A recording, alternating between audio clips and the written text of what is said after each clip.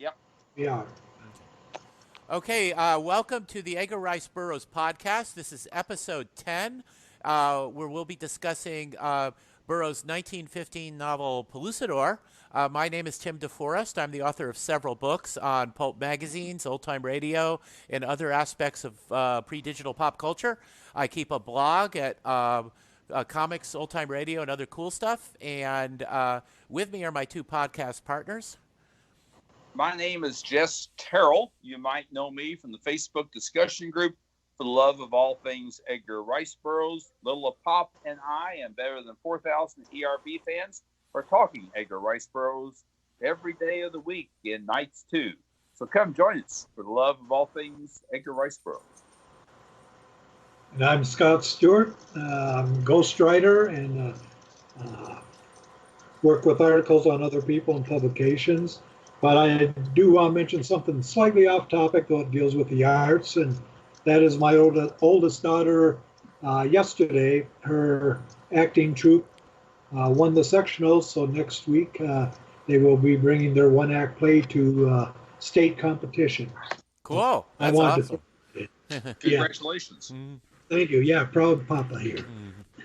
Okay. Okay, and as I mentioned, we are talking about Pellucidor, the 1915 sequel to At the Earth's Core. And it was published in All Story Cavalier Weekly over 4 issues in May of 1915, republished as a book in 1923, so there was a little bit of a gap there before it was published as a hardcover. The hardcover book had a J. Allen St. John cover and some interior illustrations by St. John, one of Burroughs' best illustrators. And it also included a really neat map of Pellucidor, which is really handy to have by when you're reading this book. Over the years, there have been a number of paperback reprints, one with a great cover by Roy Krenkel and another by an equally great cover by Frank Frazetta. I would be very hard put myself to pick between those covers for which one is my favorite. It is in the public domain now, so it's available electronically under several sources, for free under a number of sources, and it is well worth reading. As I mentioned, it's a sequel to At the Earth's Core, which featured our hero David Innes and his scientist friend Abner Perry in the Iron Mole, a device designed to dig down into the earth to facilitate mining operations.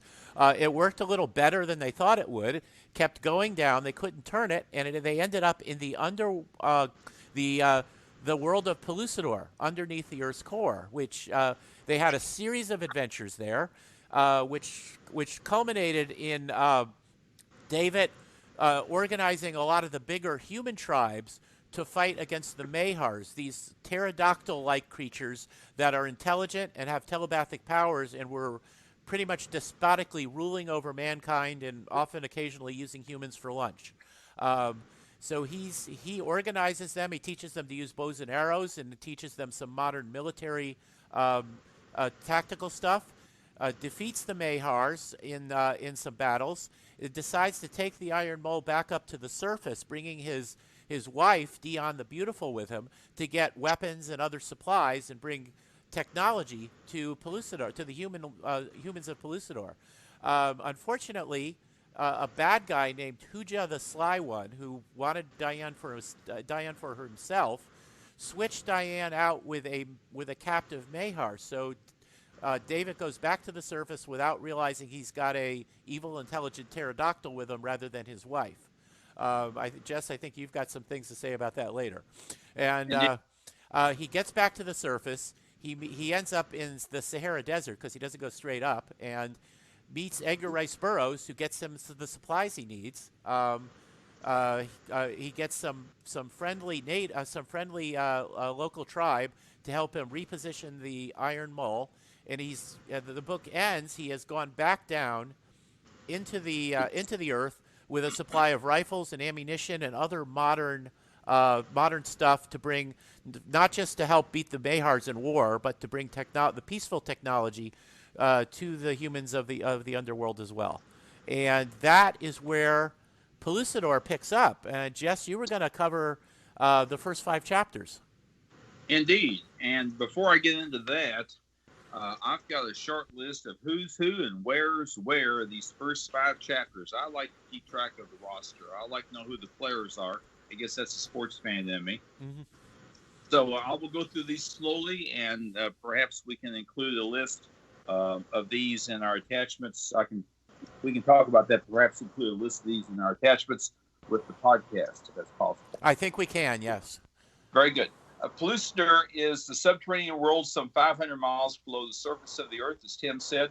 It has roughly, and I double-checked this, Burroughs' Cyclopedia, page 258, and another source, roughly 124 million square miles of land surface. Most of that is unexplored. It does include dinosaurs and wild mammals such as mammoths and pterygids or saber-tooths, as well as other beasts that just love to eat human beings. Think of Pellucidar as a world within a hollow world. So it is the a hollow Earth theory come to life, and not Jules Verne's Journey to the Center of the Earth is a well-known story about the hollow Earth, but the Jules Verne story, in my opinion, does not have as much, shall we say, adventure with all the various animals that the Burroughs story has. That's my opinion. I kind of agree. It's a wonderful novel in its own right, but it doesn't have the action that Burroughs has, and has kind of a hero who whines a lot about how dangerous it is. It gets kind of tiresome. well, correct. I won't continue that topic. I was going to. But some of the other who's who for this Pellucidar story. This is the second book in the series. David Ennis, who's the hero and protagonist, he was established the Emperor of Pellucidar at the end of the first book. I think possibly just for simple purposes, you might equate that, and fellas, Tim, Scott, jump in here if you like. You might equate David Ennis's position as Emperor to that of John Carter's position as Warlord over on Barsoom. In both cases, they came in, they unified a world where everyone was fighting and fussing, and not getting all the various tribes and groups and nations were not getting along. In both cases, Ennis and John Carter united the world, their respective worlds of Pellucidar and Barsoom, and fought a common foe. And after that, there was relationships and trade and some level of peace. I think that's actually a great comparison because it's true that both on Barsoom with John Carter and on Pellucidar, the individual tribes or cities maintain their own autonomy. They have their own governments and their own people in charge, but they all have fealty to either John Carter or to David as the emperor. So they don't lose their national identity, but they have this kind of alliance to their mutual benefit. Autonomy, maintaining autonomy and alliances are two key words there I should have included. Those are great points. Yes, these countries don't lose their independence. They still conduct business as they see fit. They just have agreements to get along with each other and with other countries and to cooperate. The other another principal character in the Pellucidar stories is Diane or Deanne, the beautiful heroine, damsel. But I'm not going to say damsel in distress because the young lady can't take care of herself. She can hold her own with a spear, and I would not want to mess with her. That's Deanne the Beautiful. Abner Perry, of course, is the dear friend, and the inventor of the Iron Mole, and the inventor of about anything you need, whether it's a battleship or gunpowder or a printing press. He can put it together.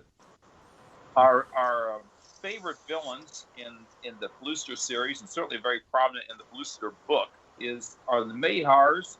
We've established them as reptilian villains. I think of them as a little bit like an advanced form of the pterodactyl. That may not be accurate, but that's the way I see them. Be that as it may, they have hypnotic powers and a taste for human flesh.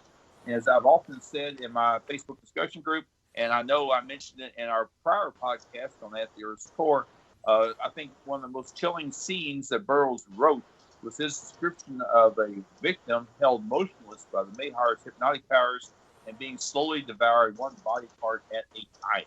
There's some artwork on that. Frazetta took 2 angles on that scene, 2 different depictions, both of which I greatly admire. and other artists. Joe Jusko also tackled that and did a fine job, and some other artists as well. So look around for that. If you can't find it, feel free to check with me. And for the love of all things Edgar Rice Burroughs, and I'll point you some samples. Making a very brief appearance in this book, really just part of the opening framing device, is Cogden Nestor. He was a hunter or traveler in northern Africa, and he found the telegraph in the desert. That's the telegraph that David Ennis strung all the way from Gloucester up to the surface world. So that's a really long wire.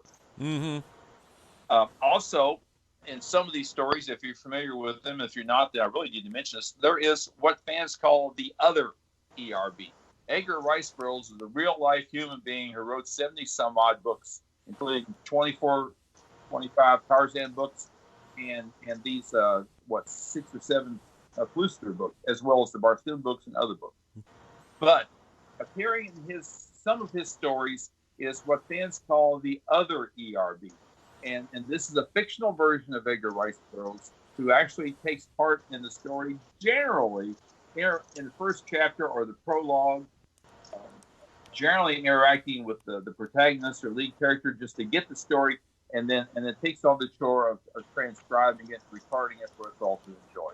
So we call him the other ERB, and he does make an appearance very early in the story. In fact, that Cogden Nestor fella I mentioned is the guy who, when he finds that telegraph in the desert, is the guy who contacts the other ERB. Yeah, and that version of Edgar Rice Burroughs is the luckiest guy in the world. He just happens to be in the Sahara Desert when the Iron Bull shows up again. He happened to know a guy who knew Tarzan. He happened to be the nephew of John Carter and got stories that way. He happened to be an old schoolmate of Bowen Tyler, and so got the Land of Time Forgot story from that source. And he's just like walks down the street and another story of an adventure falls in his lap. So Proof positive it pays to know people, and he certainly did. Yes. And of course, there's a part of my brain which considers all these things true stories, in which case Edgar Rice Burroughs is more a great historian than a great fiction writer. So I would agree with that. I really believe that someplace there's an alternate universe where all these things are real. Yeah. And I hope to visit there someday. Now, I've also got in my list here of who's who and where's where, I also have some locations. One of the principal nations in Gloucester is Sari, S-A-R-I, or Sari. How do you all pronounce that? I think I say Sari, but who knows? Well, I'm going to attempt to say Sari. That's the way I used to pronounce it. Today I started saying sorry with no intent of disparaging the fine nation of Sari. I just pronouncing it wrong. That's David and Diane's adopted home, and it's the seat of their empire in Gloucester. Now, henchmen to those reptilian villains, the Mahars that we spoke of a moment ago, is the Sagoths, who are described as guerrilla men, and I would call them a little dim-witted henchmen of the Mahars.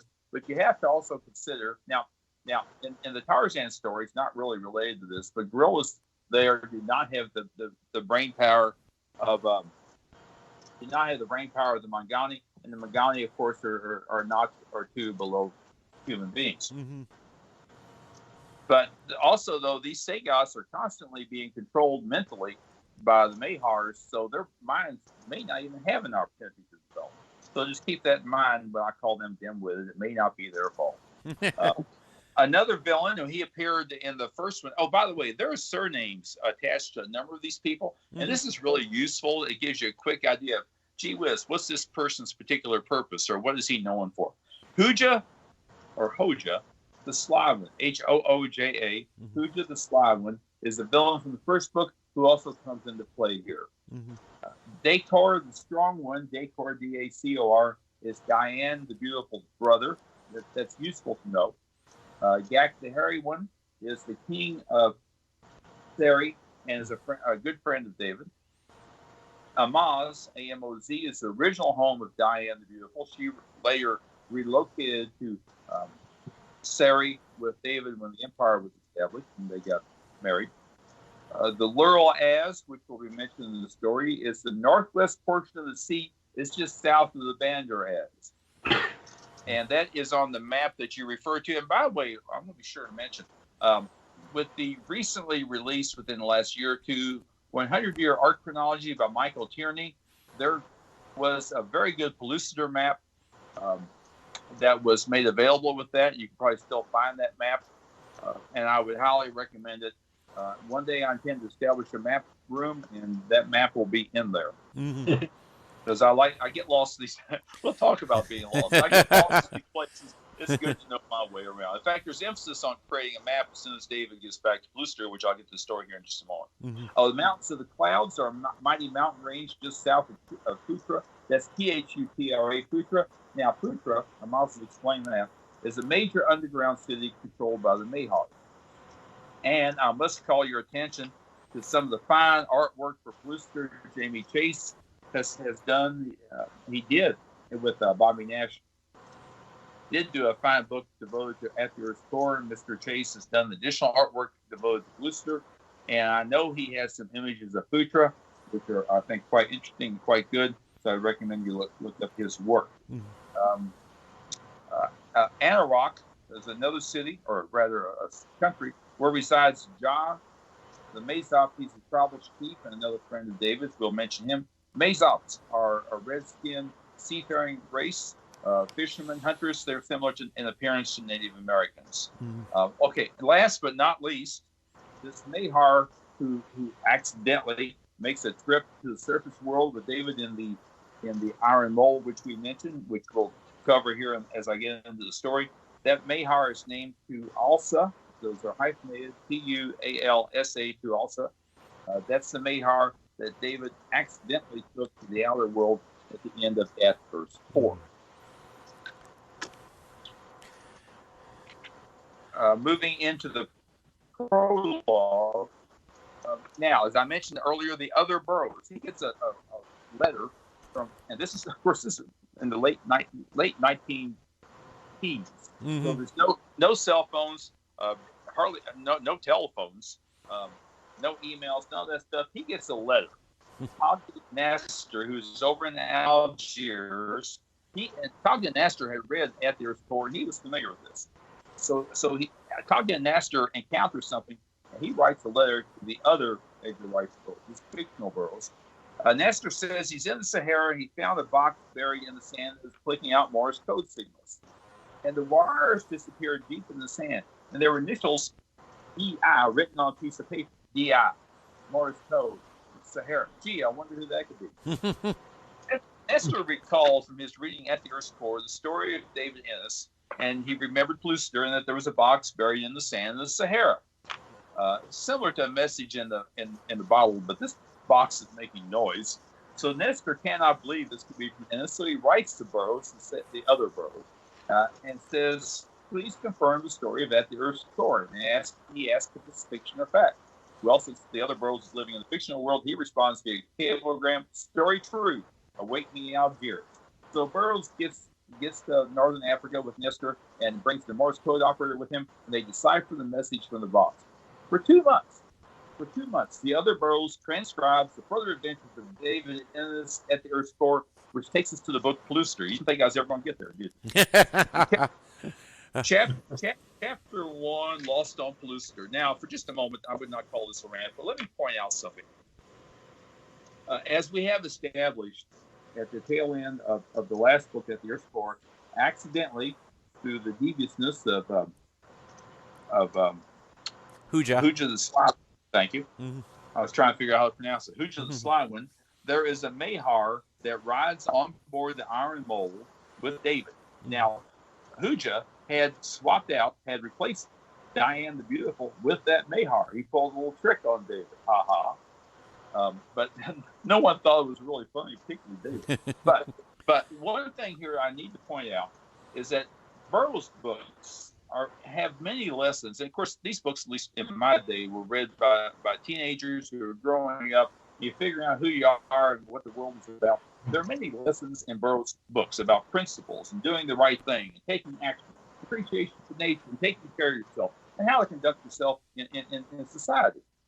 But here is a vital lesson for all guys to always be attentive to little lady. Make sure she's okay.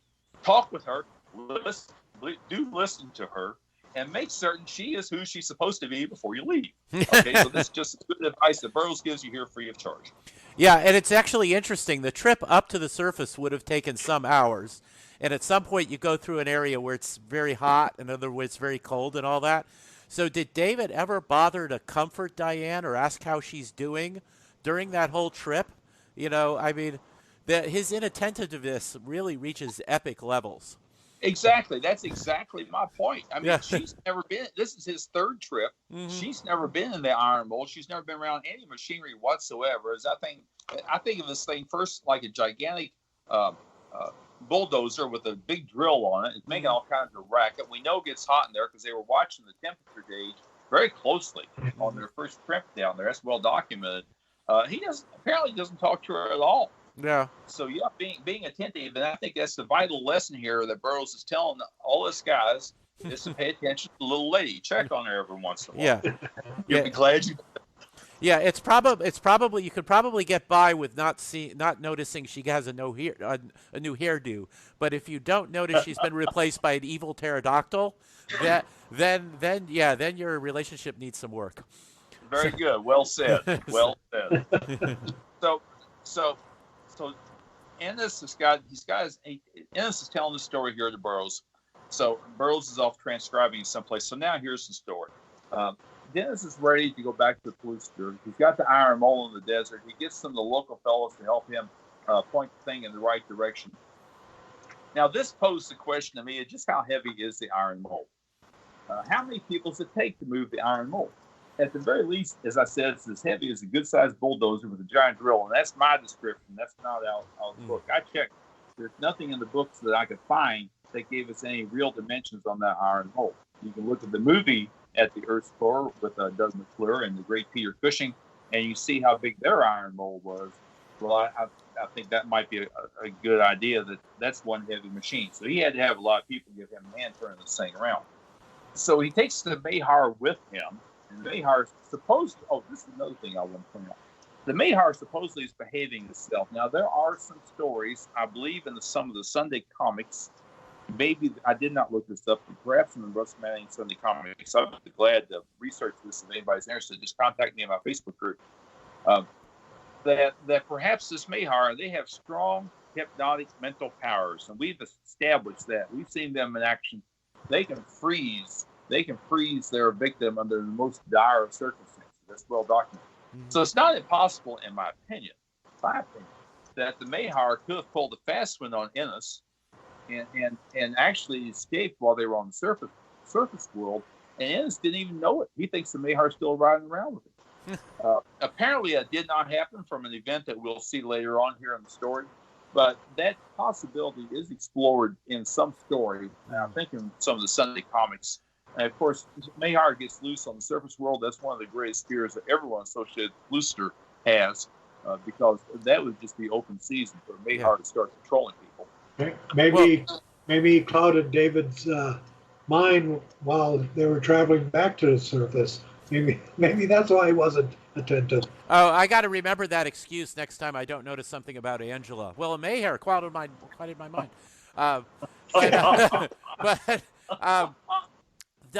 Not long ago, in the current online comic written by Chuck Dixon, they did a story arc of a Mayhar getting to the surface, and David had to go up after him and get some help of some French Foreign Legionnaires to stop it before it formed a hypnotically controlled army and took over the world.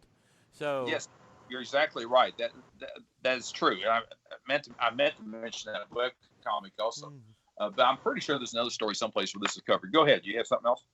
I was just going to say that the implication is that once he got to the surface and realized it was a Mayhar, and Hoja had probably had it tied up when he stuck it aboard, he probably had to have kept it a captive and maybe even kept it blindfolded or something to keep it from hypnotizing anybody. It may never have left the iron mole. Well, I would hope not. You open the door and let that thing out, and it starts flapping those wings. Yeah, that's true. So, where am I? So, taking the Mayhar with him, Ennis pilots the Prospector for 72 hours until the vehicle finally emerged a few hundred yards from an ocean lit by the perpetual midday sun. Mm-hmm. David looks around, waxes poetic about the appeal of Polluster, and proclaims he is home. So you can see he's accepted Polluster as his home. Mm-hmm. He's lost. Please accept Plooster as his home because he is definitely lost. He does not know where in Plooster he is. Mm-hmm. The Mahar emerges, soaks, and this is a beautifully written passage about the Mahar emerging, soaking itself in the Pellucidarian Sea, and then flying away. It is really nicely written. I could just picture it with no problem whatsoever. Mm-hmm. And no attempt to stop the Mahar. And to his credit, he had the opportunity to kill that creature at any point that he could have. I mean, any point on the trip. That would have been the first impulse, but he did not. Mm-hmm. I guess it was a case of humanity or compassion. Yeah, it's an important insight into David's characters because all of Burroughs' heroes are violent people when they need to be.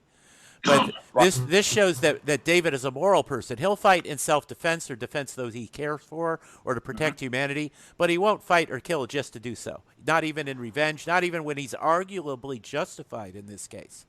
So and it's very much to his credit. Well, very well said. That's another of those principles and thoughtful lessons that Burroughs gives us in his writing. Mm-hmm. Let me also note that there's artwork by Tom Floyd and you see it on the Bison edition of the Pellucidar book of that very scene. David's just arrived back in Pellucidar. There's the Iron Mole sitting there on the cover, and he's got his gun in his hand. He watches that Mahar fly off. It's a beautiful picture. It's got the dead moon, one of my favorite places to visit, hanging overhead. And I really recommend taking a look at the Tom Floyd artwork. J. Allen St. John also did a version of that same scene. Mm-hmm. So now he's in Pellucidar. The Mahar's gone. Doesn't have to worry about that. So David starts using his compass. He points it to the sea, and David begins drawing a map. Well, I do like my maps. I certainly understand the need for a map of Pellucidar because he needs to find his way around. Mm-hmm. I thought perhaps, and there's nothing in the book that I could find, I thought perhaps that a compass would not work in Pellucidar for whatever reason. Strange things do happen, but there was no mention of that. So presumably the compass does work properly. Yeah, I guess it would still pick up magnetic north even if you're underground. I don't know. I reckon that's the case. Mm-hmm. I thought I was thinking either that or maybe that I don't know, because you're coming at from a different angle, magnetic north would be someplace else. Yeah. To me, that the compass apparently works, and he's using that to draw his map. And we'll hear mention of this map here again. And I've already mentioned, I've got a note here, but I've already mentioned the Pellucidar map by Mike Kearney for his 100-year Edgar Rice Burroughs art chronology. And I helped him locate an island and putting that together, so I took great delight in that. It was an island in Pellucidar on mine. Cool. Now, so David, now that he's in Pellucidar, he loads himself up with ammunition, pedometers, and other necessities. He heads south with the blind hope of finding Sari. That's Diane's home, his home, their adopted home, and the seat of his empire.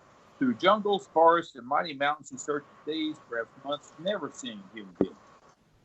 Then one day, Ennis is startled by the cries of humans and sees the old man pursued by a dozen Sagoths. And as I've established, the Sagoths are a species of gorilla men who serve as the henchmen of the Mahar.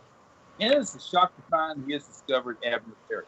All right, Burroughs is also known for coincidences, so this, by my count, is coincidence number one in this book. But I tell you, in my opinion, it's a sorry sight seeing an old guy be lost, and it's just not very interesting. So as a reader, I was very grateful that coincidence occurred. Go ahead. Oh, I was just going to say that it really is amazing how throughout his books, Burroughs is able to get away with using coincidence as much as he does, and it almost never seems contrived or bothersome. He just moves the story along so efficiently and so quickly that you just accept these things as the way they are. I agree. In fact, I feel very awkward even pointing out coincidences because I don't think that, and for Burroughs, they work. Yeah. I don't see harm whatsoever. Of course, I've been reading these stories for a long time. I accepted them a long time ago, but it's never troubled me whatsoever. Another writer, another genre, I might fuss at or look down my nose, but Burroughs, he makes it work. He makes it work very well, and I, for one, am glad he does so we can get on with the story. Yeah, I agree. Let's see here. So Ennis sees Abner Perry. There's some Sagoths with him. Ennis shoots the first Sagoth with his express rifle, then uses his revolver to shoot the second. 4 shots are fired. 4 Sagoths fall. It's like shooting Sagos in the ring barrel. Mhm. The remaining 6 Sagos hesitate, then take off and run. Perry throws his arms around Ennis's neck and weeps like a child. They're glad to see him understand Perry. Note that names, okay, we talked about the useful surname on names. I've already mentioned that. Now, moving into chapter 2, Traveling with Terror, Perry brings David up to date on the events that occurred while David was on the surface world, and also explains how he came to be pursued by Sagos. Hooja, the sly one, had told Gak, the hairy one, I like these surnames, and Dacor, the strong one, that's Diane's brother, and Gak, good friend of David, and Gak was the leader of the country, of course, they planted of the country, Seri. Hooja told them that David had no intention of returning to Gloucester and had intentionally left Diane behind. Note that Dacor is Diane's brother. Okay, I covered that. When war broke out between Sari and Amaz, the Mahars regrouped and attacked each tribe in succession, defeating all against Sari and Amaz, defeating all except Sari and Amaz. And I kind of wonder if the mind control, if the Mahars didn't spark that war in some fashion, but the book does not say that. This is speculation. I actually think it kind of makes sense because David was the driving force between informing the empire and as the emperor was the glue that held it together. It actually kind of makes sense until there was time to defeat the Mahars completely and organize something more that his disappearance would cause the empire to fall apart. It was too new a thing to exist without him. So during all of this, Diane the Beautiful and Hooja the Sly one disappear. Gee, I wonder how that happened. Hooja has an established past behavior of kidnapping Diane. He's at it again. So Perry traveled to Amaz in search of Diane and fled when Hooja's henchmen turned the people of Amaz against him. Then while returning to Seri, Perry was pursued by Sagos. Innocent Perry retraced her steps to the prospector while returning to Seri. Innocent Perry retraced her steps to the prospector using David's map. That's better. Perry changed to modern clothes and weapons. Then they journeyed to a landmark. This is the Mountains of the Clouds, and then from there to the island of Anarok, where resides Jah the Mazop, tribal chief, and David's friend. If you recall, I think I said the Mazops were akin in their appearance to American Indians, and were known to be good fishermen and good hunters. Unfortunately, David and Abner are on the wrong side of the mountain range. They decide to cross the mountain range. Well, they're in mountains and there's snow up in those mountains. They kill a shaggy mountain bear to provide the warm clothing that they need. They were not prepared for mountain climbing in the snow. They encounter several bears and wolves and do battles with them, and they're looking for a pass through the mountains. During all this, I'm reminded of Jack London's To Build a Fire, where hypothermia and extreme cold prove fatal. And that's the very thing, the very possibility they're dealing with. But they were not initially outfitted for this. They've got their bear coats now, but they're lost, and they're trying to find the passage, and they may run out of time before they make their way through there. So in a dense fog trailed by 2 bears, Abner Perry is frightened by the roar of a bear and takes off running blind into the fog. Perry disappears and does not respond to David's call. David Ennis is alone in the frigid, impenetrable fog, certain that Perry lies at the icy bottom of the crevice. So as we enter chapter 3, Shooting the Chutes, and after, David is sad, lonely, and upset. He's still reeling from the loss of Abner Perry. David is attempting to make his way over the Great Divide. In the dense fog, he falls down. He falls and slides down an icy slope at breakneck speed for several thousand feet.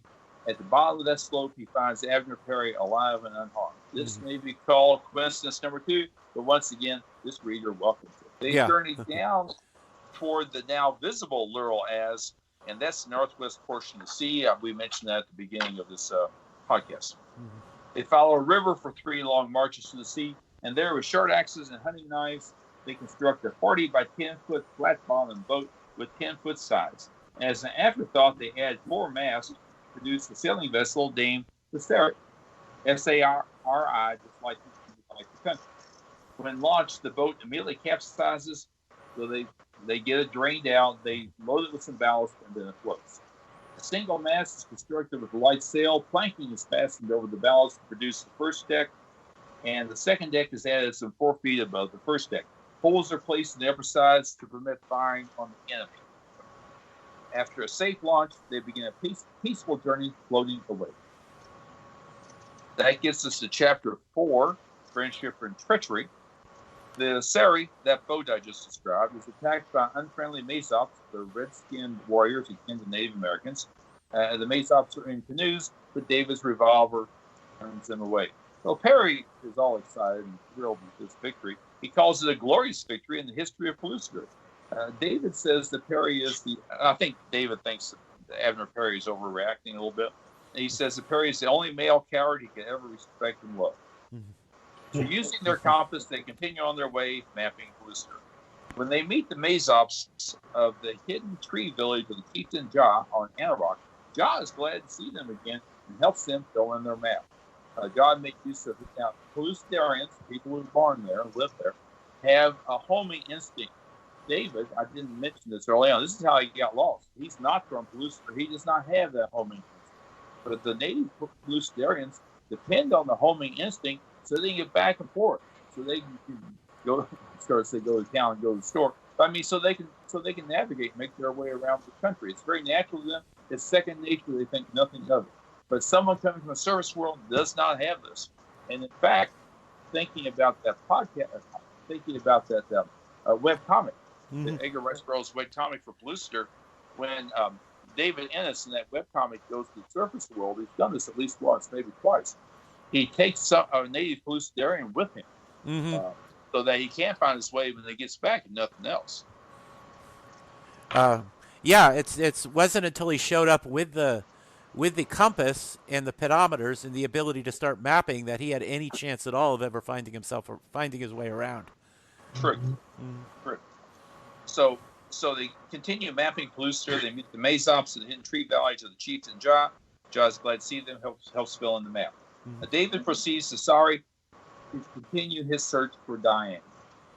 He and a few Mazop companions are stopped by Sagoths. These are the guerrilla henchmen of the Mahars. And Sagoths and Mazops get along. There's kind of a truce between them. So no harsh words were exchanged. Everyone went about their business. However, the Sagoths did return shortly to capture David and killed the Mazop friends. So much for the truce. David is taken by these Sagoths. David is taken to Phutra, Phutra. That is an underground city belonging to the Mahars, where the Mahars tell him they will spare his life if he returns a great secret to them. Now, this great secret is a manuscript or a book that explains their method of artificial propagation. It was taken by David when he and Abner were held prisoner by the Mahars, and David hid it in a cave where only he, maybe Diane, knew where it was located. So apparently the Mahars only have one copy of this book, and it is missing. David refused. Pardon me. David refuses, so he's taken to the Pit's Forbidden section. Chapter 5, surprise. And David finds himself in the arena of the Mahars, where he fights a terror. That's the huge saber-toothed tiger of Pellucidar, and beside him is a girl fighting with him, who just happens to be Diane the Beautiful, his wife. Yeah. Another coincidence. We'll mark that one down as coincidence number 3. And once again, this reader is glad of it. Yeah. Using his revolvers. Hang on. Well, yeah. I'll take a moment to note that, they didn't take his revolver away because they didn't know what it was. They didn't know it was a weapon. And the theme of using modern technology in Pellucidar, the advantage of that is used throughout the novel, and this is just another example of it. The Mahars didn't even know it was a weapon, neither did the Sagoths, so they let him carry it, and so it's there when he needs it. So modern technology from the surface world keeps coming back to help David all through the novel. Very good point. Using his revolvers. Now, which he still has, David holds the saber tooth off, and then the Mahars send in 3 Thipdars. That's the Pellucidarian word for pterodactyls. So as the reader, I do remember the first time I read this, and I see these 3 pterodactyl Thipdars coming in. I thought, man, it's just gone from bad to worse. But the unexpected happens. The Thipdars pick up the Pteryg and they carry it away, take it out of the arena. So the threat's been eliminated. It's taken flight. There is some really good artwork. I really enjoy it by Frank Frazetta of this scene, and I highly recommend that. Yep, that was used on the paperback edition that used Frazetta's art, the Ace paperback. Used that scene, his portrayal of that scene, and it is a wonderful cover. Very good. David and Diane are saved because to Alsa, that's the Mahar that hitched the ride with David in the Iron Mold to the surface and back. To Alsa wants to repay David for bringing her back to Pellucidar. So in reading, when this popped up, then I thought in the story, well, maybe the Mahar did not pull a fast one and really did return from the surface world with David. It's certainly suggested, I think, by this event. The Mahar still want to return their book, The Great Secret, the one copy they've got, and they don't have it because it's been taken. Diane tells David to give that book to them because he, David, can produce superior weapons that could destroy the Mahar. So her reasoning really is pretty sound. I don't think he had considered that until she pointed it out there. So David agrees to conditions. He agrees to go 100 Sagoths to find the cave in Little Valley where he left the Book of Secrets. But meanwhile, Diane is held hostage until he comes back with his book. On the way, he manages to retrieve his express rifle where it was left on the ground in his captor, talking about the impact of technology. Now he has a real weapon, not his pistols. So call that coincidence number 4, if you like. They meet some human beings, explain their mission to them, but when they arrive at the cave, they find that the manuscript, the Book of Secrets, is gone. Back at Phutra, they discover that Huja the Sly One has returned the Book of Secrets to the Mahars in exchange for Diane.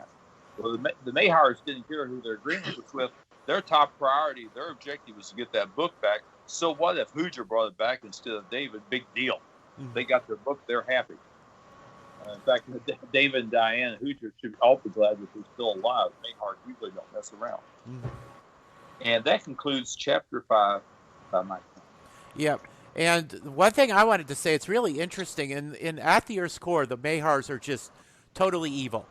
In here, Burroughs kind of gives them more depth of character. They're as individuals and their culture. They're capable of showing gratitude, and they do have a sense of honor to it. They do keep their word. They give Diane back to Huja instead, but it was part of keeping the promise they had made by their lights. So he makes the Mahars more three-dimensional here and probably more interesting. They're still villains, and David recognizes they still need to be defeated to keep humanity safe. But they're not the just one-dimensional evil creatures they were at the Earth's Core. There's a lot more depth to them, and they're a lot more interesting because of that, I think. That's a very good point. And I would add to that the Mahars really look down their noses at human beings. Gilak, they call them, G-I-L-A-K, Gilak. Yeah. Really thought they were not much more than cattle, or as we would regard cattle, maybe. But certainly David's empire, the war that they fought against the Mahars, and that riding the iron mold going to the surface and back, even if the Mahar got to look out the window, it probably was shocked at what it saw. So they may have those events may have enabled the Mahars to develop a new respect for human beings, or Gilak, as they call it. But your point is well taken. Yep, and I also want to say that, well, of course, it's so typical of that Burroughs' action scenes are exciting. He always does that. But I just wanted to particularly mention that the trip over the mountains with fighting the weather and the encounter with cave bears and the fight with the Pteryg in the Mahar arena are both superb action scenes. They're suspenseful, they're exciting, they're well described, they're well choreographed in terms of how the action unfolds. It's just great stuff, and I think they are highlights of the first third of the book. That is really a great point, and I'm glad you said that, because I can summarize and talk about these things all day long and all night long, and I'd love to do that. But the only way to really give them justice is to actually read those passages word for word. Yes, because Burroughs tells exciting stories, and his word choice and his rhythm and his pacing, sentence rhythm and his pacing are all beautiful. It's what makes him the best storyteller of the 20th century. Well So said. you just got to read his stuff. Yeah. So Scott, you were gonna talk about chapters 6 through 10. Yeah, and I'm actually going to piggyback a little off of the remarks you guys just offered too, because I'll do the chronological following through the chapters here to give the basic storyline there. But I got some observations to go with it. One of them, a couple of them deal with the idea of the stories and the coincidences. He takes his characters and they cross paths an awful lot for different uh, um, plot moments, like going off to Iron Moe or making a wide circle to get to another kingdom. But he sets up enough characters because these chapters, like your chapters, there's a lot of people and there's a lot of adventure. But he sets up many times where someone's going off one way and someone is another, and they cross paths with someone who ends up coming back there. So it's conceivable in a place of several hundred miles where people could run across like that. An example in my own life in the 80s, I had a neighbor down in San Antonio, Texas, and we lived in the same barracks, and so we were in the Air Force. So part of this is, if you want to call it coincidence, makes sense because in military, again, you're smart about smaller world or microcosm. But as I had just got in, and he's like my first neighbor in the Air Force. His room was right next to mine, and he left about 3 months after I got there, and got station orders to go other places. About three and a half years later, I'm in a house in Song Tong Si, about an hour south of Seoul, outside Osan Air Base, which is a town of 100,000 people. And the same guy turns out to be my neighbor in the houses in this neighborhood. That's funny.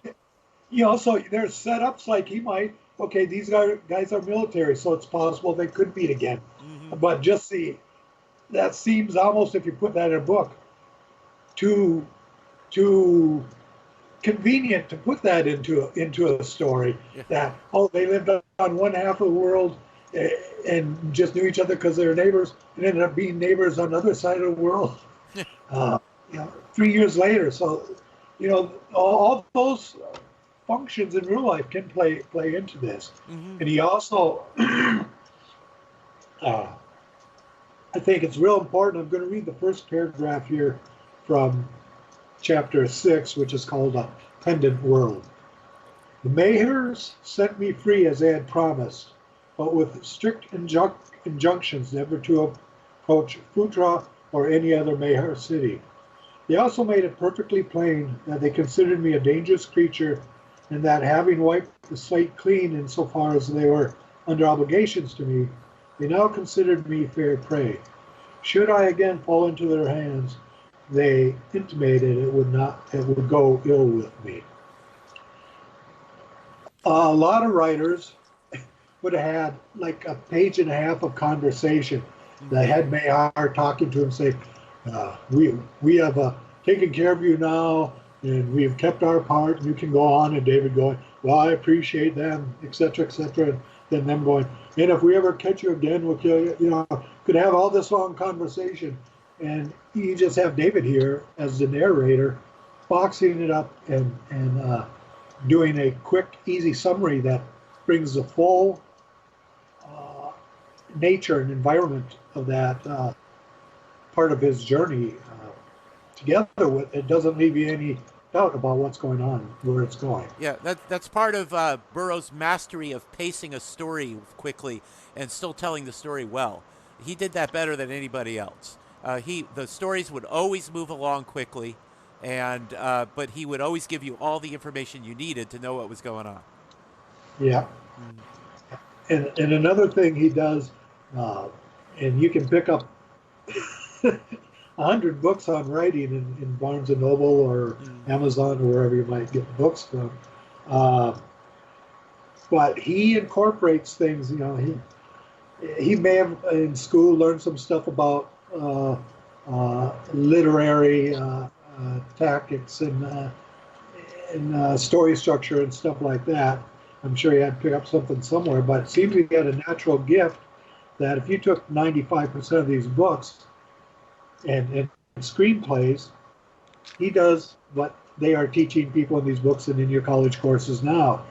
You got a character. He goes out on a mission. Something happens where now he really has to do a mission. Then he falls into some danger, but he works his way out of it. Then falls in some danger again, works that way out of it. It looks like they're going to have a clear passage. Then something dynamic really happens, and now they got to move on a different course they weren't expecting, and they got to solve that. And now they're in a place where, as you suggest, could it get any worse? and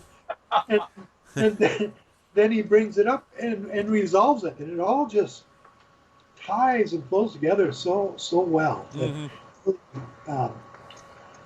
Really glad we have his books. Yes. So in the chapter here, A Pendant World, he is released by the Mahars and ends up going to Sari again, Sari, and finding out about the devastation that's going on throughout the tribes and kingdoms because of Huja and the bad stuff he's doing. He really is a mean, not a good person.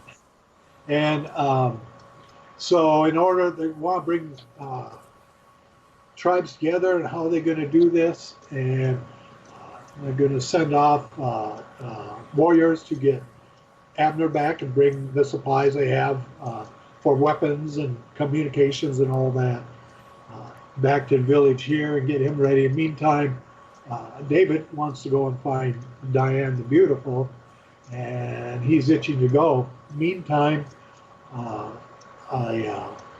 warrior from Thuria, actually a prince, his dad's the king of Thuria, is or a chief. His name is Coke. And I keep thinking of Korak every time I see his name. Oh, Korak's in this. No, he isn't. And he says, yes, they want to offer services and help with fixing this too. But David's been gone a while, and a lot of people don't know him in the kingdom, so he gives them a token to take with that his dad will recognize and allow him in to be safe and to be there and talk with them and help band their help together in that area and move on. And then he heads out on the journey. He wants to both bring the tribes together, but also do it as a way to travel through to try and find Diane. And then he comes to what's called the Land of the Awful Shadow. And this, I think, would be incredible. I'd love to see this in a movie or TV series, like when they talk about John Carter being a new series, or, you know, and not getting into discussion of good or bad. I love the John Carter movie myself, but for the most part, about that on Disney, I happened to be out on Disney Wiki earlier, and they mentioned Pellucidor in there, and some of the ERB trademarks or signatures and all that, which made me wonder. There is talk that they might be doing something like a, what am I thinking of here? Like a Pellucidor, like a...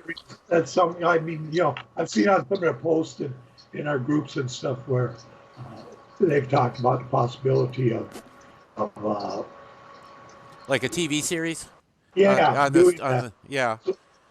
So they mentioned this stuff about Pellucidar and different things in there, which made it interesting. Saying well, they've kind of put this onto a sidecar with a little extra information because it related to the animated Legend of Tarzan that Disney had on their channel for many years. And please release that so we can see that series. There's an episode where one of the characters is ERB, and that is such a cool episode.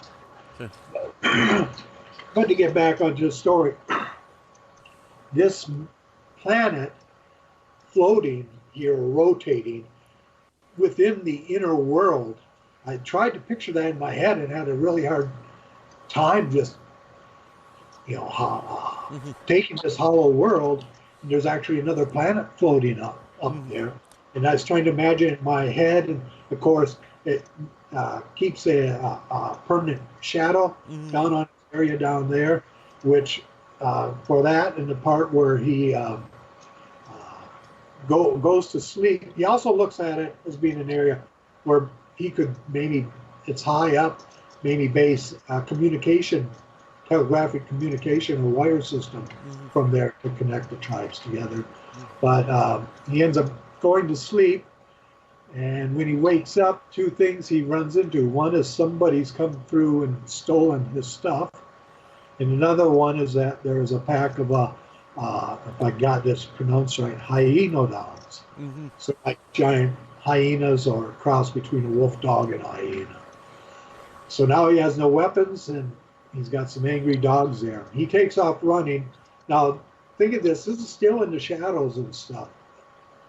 And he runs up to a cliff where the sea is down below, and ends up jumping from that and ends up in this sort of like a canyon, or I think they actually use the word fjord in there. And one of the dogs had jumped up and bit into him and followed him down into the water. I was just thinking, the atmosphere and environment is just begging for this to be on. And he gets to land, and he sees the hyenodon still coming towards him, and then he realizes that he's bracing himself for an attack or how to fight him back. Realizes that the dog is wounded and going under and may not make it to shore. He dives in and helps this animal there. It's completely exhausted, can't do anything for him. And now here's this part about David, again, having a heart, where he finds the materials to set the dog's broken leg, and put it on there. And in this area and a little further on, Burroughs has David ruminating about domestic beasts and dogs and pets and how they develop.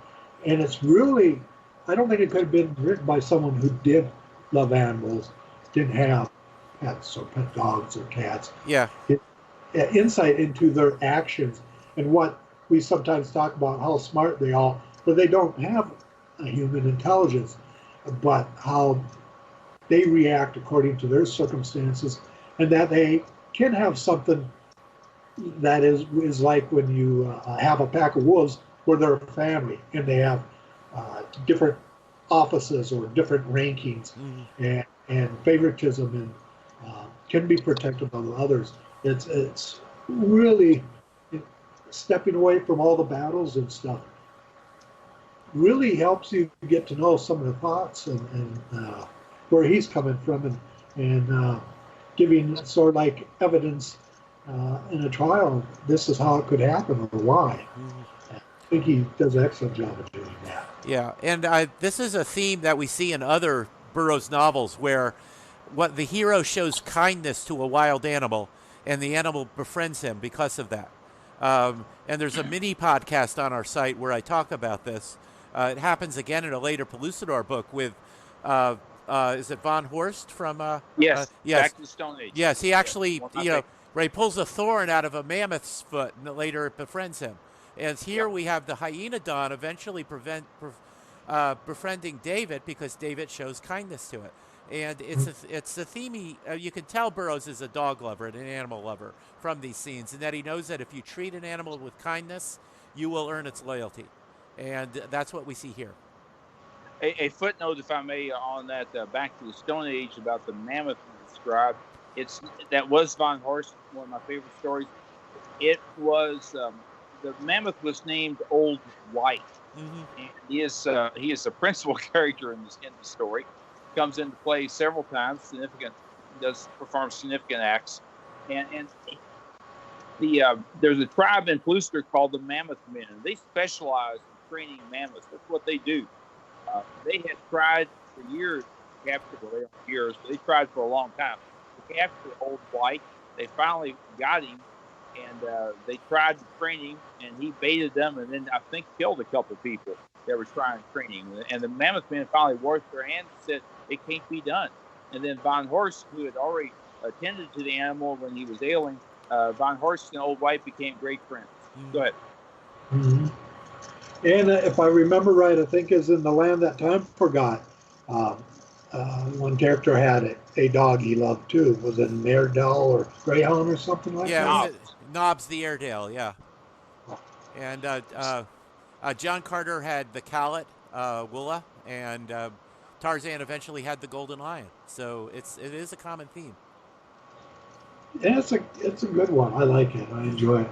So this is we've been talking here. We'd actually jumped in here chapter 7 from flight to flight with the dogs attacking them, and they spend some time on this beach because he doesn't really know how to get around these cliffs and get out of the water. Eating a lot of shellfish and that type of diet to get by, and then he wakes up one day and finds himself being held down by another man. There's several people from another tribe there. Whether they're going to kill him or take him captive, we're not sure. But he's able to. He has some martial art type awareness or whatever. So he's able to put the one guy down. He'd already made a stone knife, so he has that. And then the other guys didn't see that the Hyenodon is sleeping over by the cliff, and he comes to David's rescue.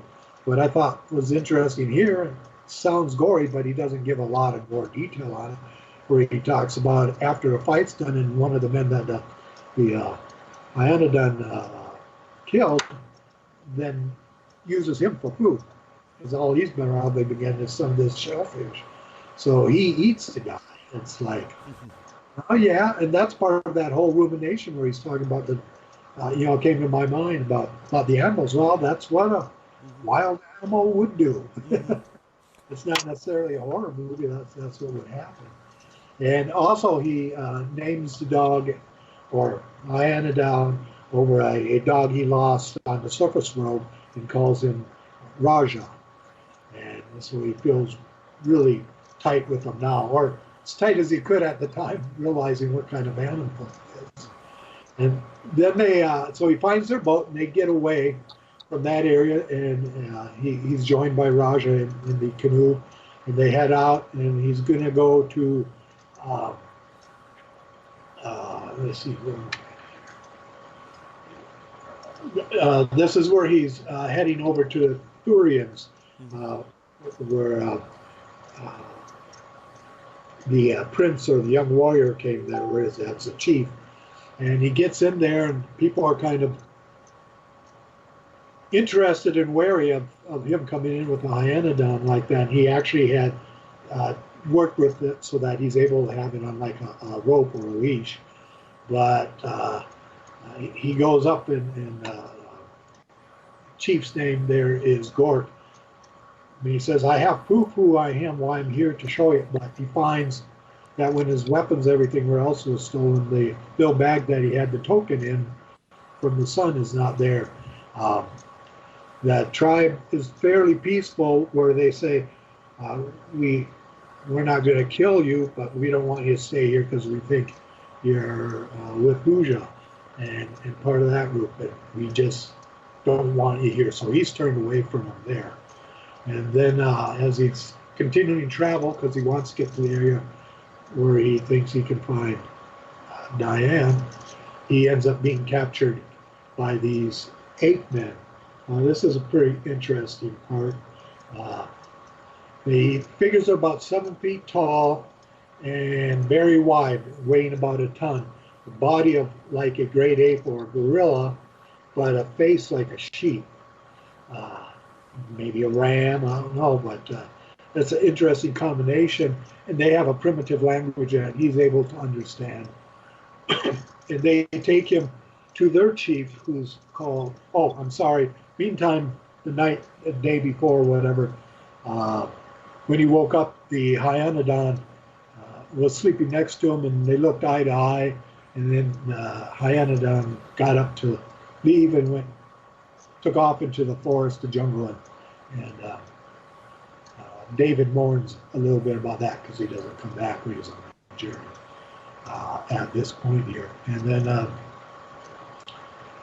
so and they also have people who they work in an agricultural society and work with fairly primitive tools, but they have some of their own people working out there, like the chief's son here, Gur, or Gur,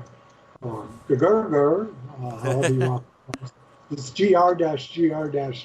Yeah, Gur. I love that name, Gur. That's like one of my favorite names. Yeah, it fits with the idea of them being gorillas and maybe talking. Yeah.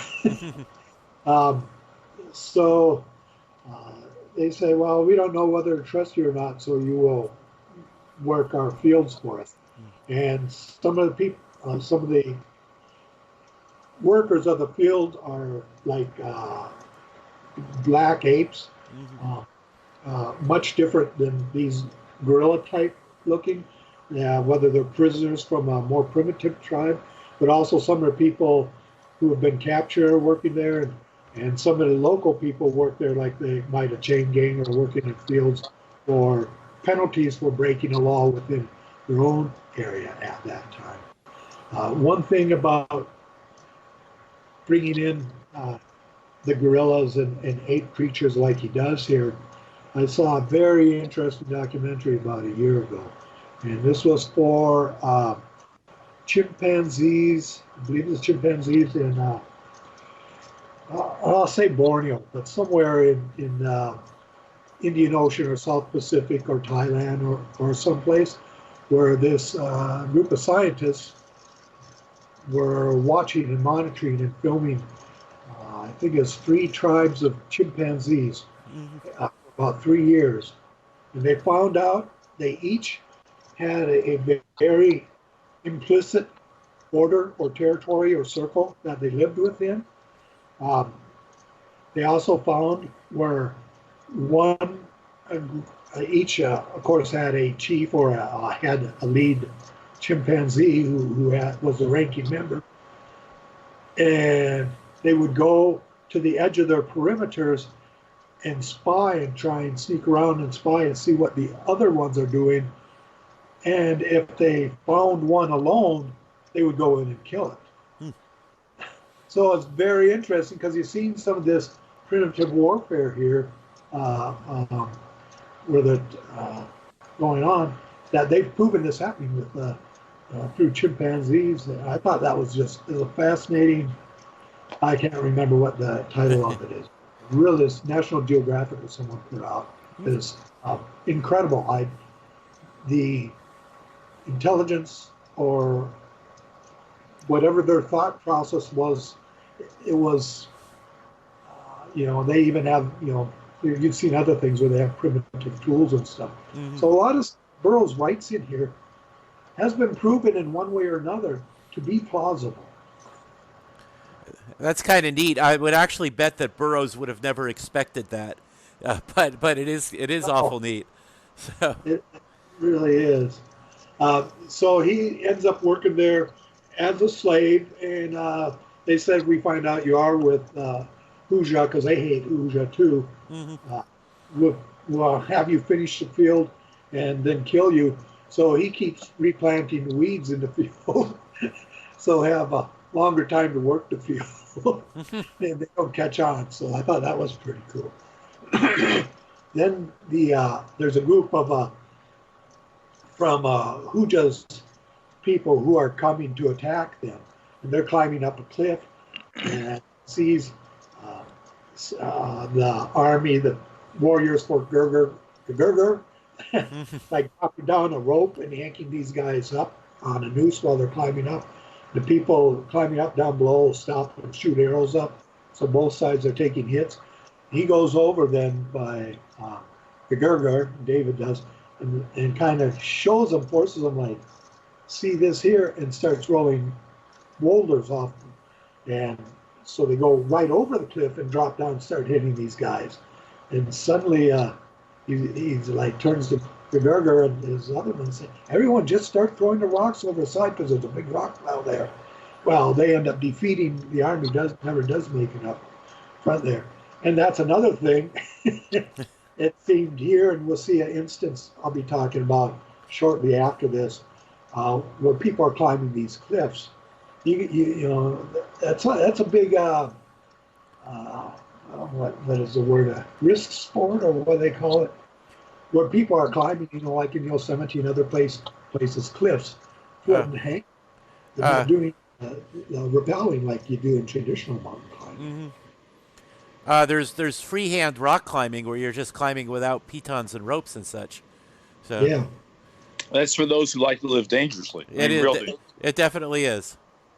Yeah, so they, so that's plausible too. That's just, there's so many things I was reading in here and went through my head. I'm like, well, that works. They also have what they call, when they describe an animal they're able to use as a work animal in this village.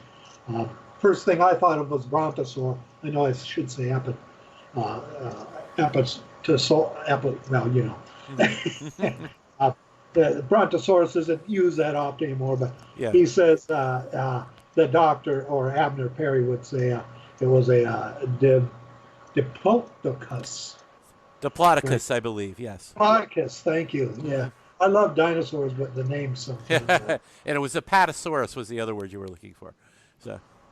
Oh yes, thank you, Apatosaurus. Yes. That's why I prefer the Pellucidarian names. I can almost say those. So they're showing that they have this group of domestic and agricultural society. Excuse me. And there are people who say, well, you know, primitive people, or et cetera, et cetera. Some of that stuff's too far beyond them, or whether you go into evolution or awareness or learning to use weapons and tools. But a lot of people forget, or maybe don't know because it wasn't promoted much when I was in school in history, but the early, if you want to call them the First Nations or early North Americans, Indian tribes, the Cherokee or the Cree, down in the southeast area of the United States, were agricultural societies. Mm-hmm. They actually had huts, homes, like thatch houses instead of teepees and stuff like that. And they had gardens and fields. And one of the big things that ruined their society was the feral pigs that came out of the ones the Spaniards brought over with them that got away and repopulated the area there. They'd go and destroy their crops. They had no way really to stop them from coming in at night and digging all those up. But an agrarian society like that is very believable when you take that in context. Yeah. So, and I was going to say that David also recognizes this as a huge deal because none of the human tribes he had met did agriculture. And now these beastmen do, and he realizes that if they're eventually a part of his empire and they can pass that knowledge on, then lifting the Pellucidar humanity out of the Stone Age will be that much easier. Yep. And that's a good point. And he has those little sides, and they're not boring. He only spends like a half a page or a page, maybe a page and a half, talking about it and putting that scene in your mind. But again, it's exposition without being boring, and it fills in some of the action time. It's just, I think, the genius of his writing. So they allow him. They said, "We didn't believe you. We're sorry. We're ashamed that you do hate Huja as much as we do. And what can we give you?" And he said, "My freedom." They said, "You have it." And they help group of them leave and help them get down to a certain point where they turn back and give them a general idea where he might find Diane. And in this point, he finds a way up cliffs again, watching other people. One is through a tunnel people go up in, but he knows he'll be seen right away doing that. So he ends up seeing two others along an ocean area climb a cliff. So he kind of finds their path on how they do, like you're saying, three-handed or whatever, climb up and get there. Then he runs into another person up there when he's crawling along, trying not to be seen, Juog. If I remember right, when he's talking about finding, this is another thing about his character nature. He said, "I had him down with my hands on his throat and on his air pipe. I didn't want to kill him in cold blood, but I can't let him go because it brings the alarm." And then he releases him a little bit, and the guy goes, I recognize you. I saw you fighting in with the Mahars." So I think it's a part with the fighting the Tagar. Tarugs. Terror, yeah. So I think that's where this guy came in. He had escaped from them or had been allowed to leave. No, he had fought in battle in the arenas to finally get out of there. So I didn't know if that was recent or at first if he's actually referring back to a previous book. But well, the weird way time moves in Pellucidor, who knows? Yeah. Which he also addressed back when he's in the land of the shadows. When he's talking about communications here, they could watch the revelation of that small planet and create a time signature to go by. Mm-hmm. Pellucidor and introduce time that way. So it's amazing how will they work better under time work or not? Those are all interesting things he brings up. Mm-hmm. He ends up anyway. That guy tells him about where he can find Diane, and he gets in there, and she's being taken by another guard to where Huja is, and she's not. She starts fighting with him because she says, "No, I'm not going to go to that island and marry him." And he breaks through the wall in what he says is probably the most awkward moment any chief or emperor did, falling through the wall like that. But fights with the guy and is able to free Diane from him. And so Diane and David are together. She didn't realize who he was in the dark in the cave caverns where they're fighting. And she goes, "Who are you? Why did you take him out?" And it's like, "Diane, it's me, David." Mm-hmm. Of course, they fall into each other's arms, and I'll leave it at that point.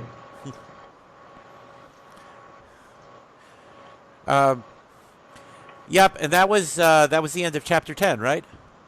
Yes. Yeah. Or mm-hmm. Chapter 10, the rain on the cave.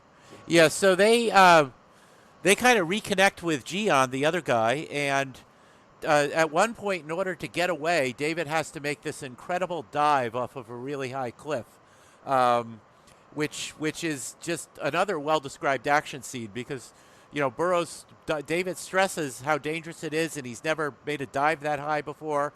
But if he doesn't do it, he's going to get caught or killed, and he's just gotta. So he makes that dive. He, Dion, and Jian get away, but Dion's main talent might be getting kidnapped on a regular basis because she's soon kidnapped by a Thurian riding a Diplodocus, what they call a Lidai. In the meantime, David is reconnected with Raja, the Hyaenodon, who brings his mate along. So he's now got two Hyaenodons and his new friend Jian. and the four of them track down this Liddy, this Diplodocus that Diane is being carried away on, and that's another great action scene. Is the way the Hyaenodon herd the dinosaur and eventually take it down and kill the guy who was kidnapping Diane, and she's rescued yet again. I'm not sure that Burroughs thought about the size difference in this, how big a 120-foot long Diplodocus is compared to a couple of Hyaenodons. But I forgive that because the action scene is just so cool. Well, perhaps if the dogs are able to get a vital spot, yeah, a blood vessel, the neck area, perhaps, but something that's shall we say tender, yeah, they might be able to do some damage. There's probably ways you could rationalize it. It's just something I noted. It's not really a complaint because the action scene's too fun for that. Excuse me if I may jump in real quick. Before I forget, before we move on, the scene where David is taking that dive off the cliff, that was beautifully captured by Joe Jusko as part of his Colossal card set that came out, I think, in the mid-'90s, perhaps. That particular Colossal card is called Neanderthal Pursuit, and it shows David making a dive feet first. That would be something worthy of Johnny Weissmuller might try. Yeah, I know that illustration. It's a wonderful one. Anyway, we're getting a little long, so I'm going to summarize the last chapters very quickly. David and his friends end up in a canoe being chased by Hujah and his army in a fleet of canoes, but they are, there's a lot of stuff that goes on leading up to this, but it ends with Abner and a fleet of ships that he's had built, armed with cannon, and they're armed with muskets. So they come in and they just slaughter Hujah and his forces. This is really the introduction of modern technology into Pellucidar, which is a total game changer. Because from there, they are able to finally defeat the Mayhairs using modern explosives. They start forming the Empire. There are some tribes of humans that are hostile to them, but David's a very wise ruler. When he has to fight them after he defeats them, he guarantees their autonomy and their freedom and offers them to become, offers them an alliance to become a part of the Empire with all its advantages. And while he's doing all this fighting, in the end of chapter 10, the end of chapter 14, he makes a great speech to Perry. He says, "That's the day I'm looking forward to, when you and I could build sewing machines instead of battleships, harvesters of crops instead of harvesters of men, plowshares and telephones, schools and colleges, printing presses and paper. When our merchant marine shall ply the great Pellucidarian seas, and cargoes of silks and typewriters and books shall forge their way where only hideous saurians have held sway since time began." So these final battles, they're all curb stomp battles because David now has a navy and an army with gunpowder weapons. Nobody stands a chance. But the battles are exciting and well described. And the thematic purpose of this is that David has now successfully introduced technology into the world, but he doesn't want to use it just for war. He'll use it until he can form a peaceful empire, and then he'll start introducing literature and agricultural stuff and communications into the world, all to improve Pellucidarian life. And so he has an end game that's very honorable. And he's not just mindlessly slaughtering people. He's fighting when he has to get for a greater purpose. And I think that's the theme of him using technology, whether anything from a compass to a revolver, all through the novel leads up to his desire to use technology to make a life better for mankind in Pellucidar. And it's a theme that ties the whole novel together in a way that, in addition to just the plot and the action and all that I think is actually has some depth to it. It's really very neat. Mm-hmm. It offers hope for the future. It does, and it ends up with all this stuff being introduced to Pellucidar. He sets up telegraphs. He sets up a printing press. People begin to learn to read. So you've got this real hope for the future. I couldn't help think when I was reading this of David's attitude towards introducing technology to make life better, with Tarzan's attitude that I'd rather be in the jungle and all this technology stuff annoys me. And it's kind of interesting to compare those two Burroughs characters and their differing attitudes towards technology. So, but that's the end of the novel. It really, At the Earth's Core and Pellucidor is one long story, and it ties up. It doesn't end the adventures in Pellucidor. Burroughs is going to revisit it for, I think, a total of 5 more novels, but he's going to have Tarzan visit there once and so on. But that's the end of this story, with Burroughs successfully forming his empire, chasing the Mayhairs away. He knows they still exist somewhere else on Pellucidor, and they could be a danger to again, but they're gone as the main villains from the series, and forming and beginning to introduce technology and lift up humanity out of the Stone Age. And it's a very satisfying ending to a very exciting story. Well said. Yes. Well, that's it for Pellucidor. Unless do you guys have anything else to add? No, I don't. It'd been a while since I'd gone through it, and it was really enjoyable. It is. It's a fun series. We should mention that there is an online comic strip written by Chuck Dixon, which is set. Its original story set in Pellucidor. Very exciting stories with great artwork. I'm afraid I'm blanking on who the artist is, but it is my favorite of the online webcomics based on Edgar Rice Burroughs' work. It is currently my favorite. It's really superb strip. Chuck Dixon is an excellent writer. Mm-hmm. He is. I really enjoy it. My favorite character in that comic strip is Daniel, who is David Ennis' son. And I've mentioned this before, but it bears repeating. Daniel had a pet dipdar for a long time. The bird eventually got killed, but they were best buddies, and they went everywhere. And in more recent panels, he has a pet saber-tooth called Kitty, and that cat has some of the most humorous expressions and poses that I've ever seen out of an animated cat. Yeah, and I think the last installment where we saw David, he was taming and riding a giant vampire bat. So, yes. So it is just a fun strip. And Dixon is a great writer who understands Burroughs' world. He's true to the characters. His characterizations are great. His action is great. He was a favorite comic book writer of mine when he was doing Batman and then later G.I. Joe. And I loved his run on Robin. That's really how I got to know him. Yeah, and I'm just glad he's available to do a Burroughs strip, and it's well worth reading. And I guess that's it for here. We'll be scheduling hopefully another episode soon, where we're going to be listening to an episode of the 1951 radio series with Lamont Johnson as Tarzan, and analyzing that and talking about it. So I'm looking forward to that one. I think it'll be fun. We'll have to decide on exactly what episode. I'll send you guys some suggestions soon. And that's it for now, unless anybody else has anything to add or anything they want to plug. Well, I will note that the artist for the webcomic, the ERB webcomic Pellucidor, at www.edgarriceburroughs.com/comics. That artist is Gary Wapsis, KWAPISZ.